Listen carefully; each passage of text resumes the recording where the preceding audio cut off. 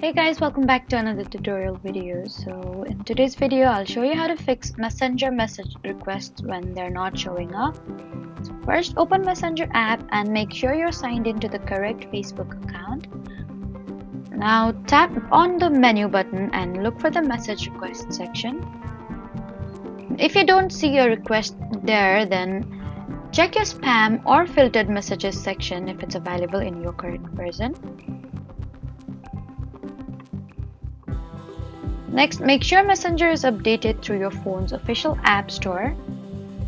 And if that still doesn't work, then completely close the app and then try reopening it again.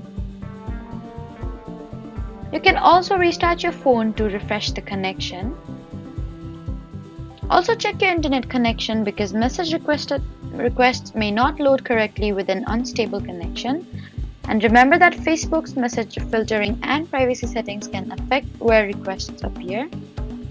So that was it for the video. Please do not forget to like, comment, and subscribe for more helpful tutorials. Thank you for watching.